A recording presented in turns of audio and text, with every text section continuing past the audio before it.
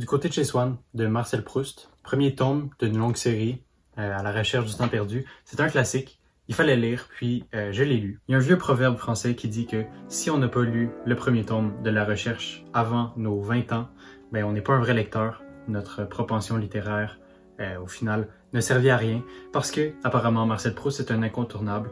Puis je ne l'avais jamais lu jusqu'à aujourd'hui. Juste avant mes 20 ans, donc j'ai 19 ans. Puis c'est ça, il me restait une année pour au moins lire le premier tome, et c'est ce que j'ai fait, puis j'aimerais en parler aujourd'hui. Donc avant, j'ai vu une analyse de Proust lui-même sur son œuvre, puis il disait que selon lui, il y avait deux types de souvenirs, donc deux endroits différents dans la mémoire qui nous permettent de retrouver un souvenir. Il expliquait que il y a le souvenir conscient, donc le souvenir de tous les jours, donc par exemple, on se souvient de je sais pas, les vacances à la plage, par exemple un souper de Noël chez nos grands-parents, des exemples banals comme ça. Puis il expliquait que ces souvenirs conscients-là étaient, je crois qu'il, pour répéter ce qu'il dit précisément, là, ils étaient sans couleur, ils étaient pas vrais. Puis je trouve qu'il y a quelque chose de vraiment intéressant là-dedans, lorsqu'on le met en opposition avec le souvenir inconscient. Et le souvenir inconscient, selon lui, c'est le souvenir qui arrive lorsque on se remémore quelque chose de façon automatique, si on veut, sans vraiment s'y attendre. Il y a un souvenir qui réapparaît peut-être lorsqu'on sent une odeur, lorsqu'on goûte quelque chose, lorsqu'on fait l'expérience de quelque chose qu'on n'avait pas fait depuis longtemps. Et c'est un peu ce qu'il utilise pour introduire tout son roman, en fait, avec la fameuse Madeleine de Proust. Donc, tous ces souvenirs, tous les souvenirs qu'on retrouve là-dedans sont enclenchés, sont découverts ou redécouverts à partir d'une tasse de thé, tout simplement. Et c'est à partir de cette tasse de thé que prend notre personnage principal, qui semble être une version remaniée de Marcel Proust, que apparaît tous les souvenirs, qu'apparaît en fait la matière du roman. Et ça, c'est vraiment une idée intéressante. C'est à la base de son texte, puis c'est ce qu'il va explorer au cours des quelques 600 pages du côté de chez Swann. Je pense que c'est bien ça. C'est, ouais, 600... Ok, non. Ça se finit à 573 pages, mais disons que c'est des bonnes pages. Surtout quand on sait que c'est Proust qui les écrit. Donc Proust qui a cette façon d'écrire qui n'est pas en figurique, mais disons qu'il prend son temps. La façon dont sont construites les phrases ne permet pas une lecture qui est rapide, ne permet pas une lecture qui est simple, sauf que ça rajoute vraiment quelque chose à l'histoire. Je pense que la plume de Proust est essentielle à la compréhension de ce qu'il voulait faire avec du côté de chez Swann. Et donc, c'est un passage obligatoire. Sa plume, c'est... selon moi, ça ne pouvait pas être fait autrement. Puis même si certains vont dire que c'est trop complexe, que c'est du pétage de nuages, donc que Proust écrirait de façon prétentieuse, même s'il y a certaines personnes qui disent ça, il y a une part de vérité. Je peux comprendre la critique, mais on ne pouvait pas faire sans pour avoir le livre qui nous a pondu là. Et puis, ça a été un assez gros problème au départ. Donc, du côté de chez Swann, c'est un livre qui est long, c'est un livre qui demande beaucoup de temps, puis il y a très peu d'action. C'est pas un roman qui est habituel, là. Donc, mettons pour prendre là, des contemporains de Proust, on a par exemple Émile Ajar, dont le vrai nom m'échappe en ce moment. Il y a Camus un peu plus tard, Sartre un peu plus tard, juste avant, évidemment ceux qui l'ont influencé, Maupassant, Flaubert, tous les auteurs réalistes, là. Enfin les auteurs classiques, les auteurs qui font partie du canon francophone, canon français surtout. Tous ces auteurs-là ont une façon d'écrire un roman qui est différente, qui est un peu plus standard. Et Proust, il n'y a pas la même approche, ni la même approche que ceux qui le précèdent, ni la même approche que ceux qui le suivent. Donc, il est à un moment dans l'histoire de la littérature, même de façon plus générale. Donc, en sortant de la littérature française, là, il est à un moment dans la littérature où, juste après lui, il va y avoir un remaniement de ce qu'est un roman, donc particulièrement les auteurs américains, donc qui vont réinventer le roman en quelque sorte. Puis lui, il est juste avant ça, et il fait quelque chose de complètement différent de ses prédécesseurs, mais aussi de ceux qui vont suivre. Et donc, ça crée une lecture qui est vraiment intéressante, qui est vraiment unique, parce que Proust est un auteur marginal. Il n'y a jamais eu des auteurs comme ça avant, puis il y a eu bien des auteurs comme ça après, des gens qui ont tenté de, si on veut, reprendre sa plume et essayer de faire quelque chose qui est dans la même veine, mais ça l'a très rarement marché. En tout cas, moi, j'ai lu peu de romans qui répétaient un peu cette même formule puis réussissaient.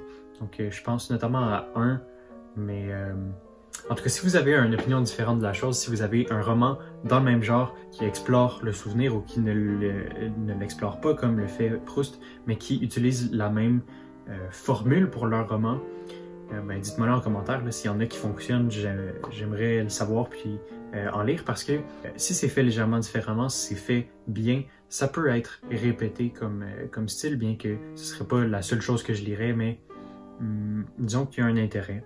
Proust a découvert quelque chose avec ce roman-là et avec ceux qui suivent évidemment, là, donc toute sa grande œuvre, donc de la recherche du temps perdu. Il a découvert quelque chose qui fonctionne très bien, qui peut peut-être être refait. Mais maintenant que j'y pense, c'est un peu la même approche qu'avait Céline. Donc, Ferdinand Céline, c'est son nom? En tout cas, je pense que vous savez de qui je parle, là, Céline avec Voyage au bout de la nuit. Un auteur qui, à mon avis, était contemporain à Marcel Proust, ou en tout cas, il est dans des décennies très rapprochées. Il y avait un peu cette même, en fait, ce même engouement autour de lui où c'était plus la prose que le roman lui-même qui était populaire. Donc, Proust et Céline, deux auteurs dans le même cadran littéraire, peut-être. C'est difficile de classer des textes comme ça, puisque au final, souvent, ils sont inclassables, mais je pense qu'il y a un rapprochement qui peut être fait. Là, je l'ai peut-être pas tout à fait bien communiqué ici, mais ceux qui comprendront, comprendront. Mais non, voilà, du côté de chez Swann, c'est un livre très particulier. Je ferai pas de résumé parce que c'est pas vraiment nécessaire d'avoir un résumé de ça.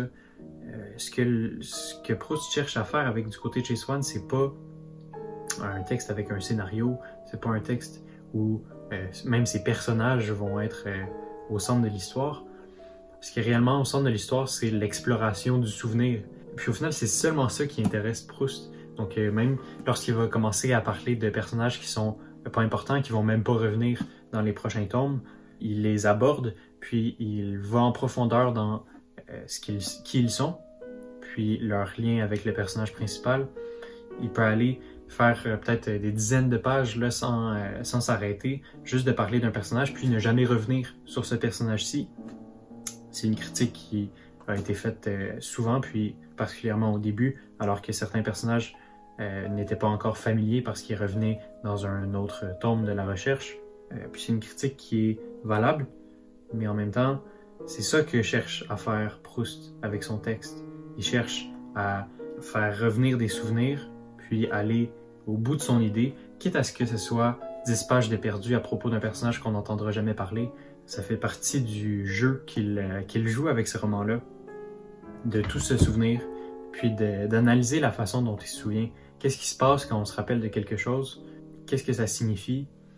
Puis, à travers ça, il va chercher à parler de la nature humaine.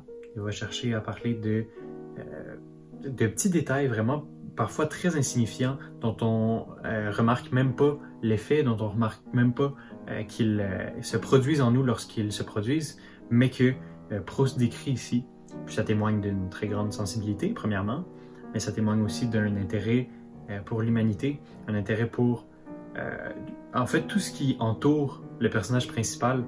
Peut-être que c'est aller trop loin que de dire ça, mais selon moi, c'est une œuvre qui est optimiste au final. C'est une œuvre qui s'intéresse un peu à tout ce qui se passe dans la vie du personnage principal et va détailler chacune de ces choses-là. Donc que ce soit la nature des gens qui l'entourent, les relations qu'il a avec ces personnes-là, avec ses émotions. Tout est analysé, tout est décrit longuement, puis c'est décrit avec une passion qui témoigne d'un optimisme, qui témoigne plutôt d'une joie de vivre qui est intéressante, qui est pas standard, mais qui fonctionne bien. Je crois pas que ce soit une lecture habituelle du côté de Chez Swann. Je crois pas avoir vu quelqu'un qui discutait du sujet comme ça. Peut-être que je suis un peu à côté de la plaque, mais c'est comme ça que j'ai perçu l'œuvre. Mais quand je dis que c'est comme ça que j'ai perçu l'œuvre, je dirais que c'est seulement peut-être à la moitié de la deuxième partie du texte. Donc j'ai oublié le nom là. Un amour de Swann, qui est la deuxième partie et la partie la plus importante du roman. C'est seulement rendu à la moitié que j'ai réellement compris ce que voulait faire Proust, ou du moins que ça a cliqué là. Donc j'ai compris que, ou plutôt j'ai ressenti ce que cherchait à faire Proust, puis ça m'a permis de beaucoup plus apprécier ce qu'il écrivait. Parce que au départ, pendant la première moitié du livre environ, je le lisais parce que il faut lire Proust, mais ça m'intéressait pas tant. Donc je reconnaissais que la plume de Proust était forte, qu'il y avait vraiment une habileté hors du commun à nous témoigner de petits moments du quotidien, pour nommer juste une des choses qu'il décrit dans son texte. Mais ça allait pas plus loin que ça. J'appréciais pas ma lecture tant que ça. Et c'était exacerbé du fait que c'est très long, donc il se passe pas grand-chose. Et ça faisait que la lecture s'éternisait. Ça m'a pris environ 3 mois pour lire ce roman-ci. Et j'ai pas l'habitude de prendre autant de temps pour lire un roman. Donc le Comte de Monte Cristo, je crois que ça m'a pris environ 2 mois pour terminer le texte. Un texte qui est au moins 2 fois même. C'est plus que 2 fois ce livre-ci. Et donc ça m'a pris beaucoup de temps. Mais une fois passé cette première moitié, je sais pas précisément qu'est-ce qui a cliqué. Ok, peut-être que j'ai une piste de ce qui a cliqué maintenant que j'y pense. Je crois que c'est le moment où Swann écoute la fameuse phrase d'un certain pianiste, puis ça lui évoque tout plein de souvenirs, mais avant ça même, il l'entend pour la première fois et ça lui évoque des souvenirs qu'il n'a pas encore eus. Puis je crois vraiment que c'est à ce moment-là où le narrateur nous décrit très longuement ce que représente cette phrase-là du pianiste qui est en train de jouer une pièce de je ne sais plus trop qui, là. C'est pas tant important, mais Swann est emporté par la musique, puis on nous décrit sa perception de cette musique-là. Puis ça a vraiment été une description qui m'a fait comprendre ce que voulait faire Proust avec ce roman-ci. Et ça a eu de l'effet. J'ai vraiment beaucoup apprécié ce passage-là. Puis à partir de là, j'ai été capable d'un peu plus rentrer dans la lecture. Soudainement, ça m'a pris moins de temps pour finir le roman. Mais donc, tout ça pour dire que c'est difficile d'embarquer dans ce roman-là. C'est difficile, très principalement, à cause de la prose de Proust, et aussi du fait que c'est un roman qui est un peu plus marginal du point de vue de sa forme, puis de la façon dont est exécuté le roman, la façon dont Proust aborde un roman. C'est vraiment plus difficile d'approche que la plupart des romans, vraiment plus difficile d'approche que n'importe quel roman dont j'ai parlé sur cette chaîne à date. Mais une fois qu'on a compris, une fois que ça clique, en tout cas pour moi, la lecture est beaucoup plus facile d'approche, beaucoup plus facile pour l'apprécier. Mais donc c'est une lecture assez longue, puis c'est ce que voulait faire Proust. Il voulait aller au bout de son idée, quitte à ce que ce soit long, quitte à ce que tout plein de lecteurs abandonne le livre rapidement, ce qui est tout à fait normal, ce qui est compréhensible. Mais il voulait aller au bout de son idée, puis il est allé au bout de son idée. Donc il y a quelque chose de vraiment satisfaisant à lire la recherche, il y a quelque chose de vraiment satisfaisant, même juste à terminer ce tome-ci, parce que on a un sentiment d'accomplissement pour Proust au final, parce qu'il va vraiment, il va au bout, là, il a tout dit, il va au bout de ses souvenirs, et c'est fait avec maîtrise. Donc Proust a la prose parfaite pour témoigner de cette façon dont on se souvient des choses. Puis c'est vraiment difficile à décrire, je pense qu'il faut le lire pour le comprendre. Mais sa prose se marie vraiment bien avec le sujet du texte. Puis c'est à croire que Proust est né pour avoir écrit ce texte-là. Là, clairement, c'est son œuvre finale, c'est son œuvre la plus importante, et c'est pour une raison. Et c'est aussi pour une bonne raison que Marcel Proust va être lu pour les années à venir, les siècles à venir probablement. Est-ce que c'est un auteur qui est parmi mes préférés? Non. Est-ce que c'est une lecture que je vais refaire dans ma vie? Probablement pas. Est-ce que je vais lire le 2e tome de La recherche du temps perdu? Potentiellement. Pas maintenant en tout cas, parce que c'est une lecture qui est exigeante. Mais je l'ai appréciée. Puis je crois qu'il y a vraiment quelque chose à ressortir de ce texte-ci.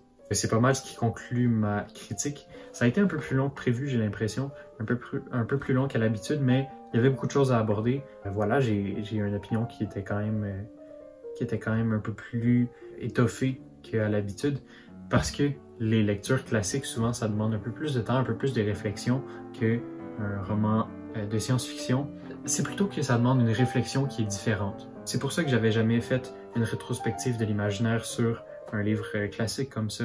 Je fais toujours quelque chose sur la science-fiction, la fantasy, le fantastique, tout ce qui est les littératures de l'imaginaire, d'où le nom des rétrospectives de l'imaginaire, mais il y a des moments où j'aimerais parler de classiques comme ça, parce que c'est important de varier nos lectures, évidemment, mais aussi parce que je crois qu'il y a des choses à dire encore de ces textes-ci, même si on en a parlé maintes et maintes fois, même si il y a plein de gens à la radio, il y a plein de gens qui font des podcasts entiers sur Proust ou sur d'autres auteurs classiques. Je crois qu'il y a toujours quelque chose à dire de plus. Il y a toujours notre propre vision d'un texte qui peut être apporté à la conversation. Et c'est pour ça que j'avais le goût de parler du côté de chez Swann de Proust. Et donc, il faut que vous vous attendiez à d'autres critiques de textes un peu plus classiques comme celui-ci. J'avais fait par le passé une critique de, je crois que c'était L'écume des jours, que je voulais en faire une rétrospective de l'imaginaire, mais au final, ma critique était plutôt plate. C'était pas tant intéressant, donc je l'ai supprimé, mais j'espère que celle-là j'espère que celle-là, je vais la sortir parce que c'est un livre qui me tient à cœur. Et donc, voilà, c'est ce qui conclut pas mal cette vidéo. Je vous remercie de l'avoir écoutée, puis on se revoit la semaine prochaine pour quelque chose qui va parler de science-fiction ou de fantasy ou d'horreur, peu importe. Donc, à la semaine prochaine, puis merci beaucoup.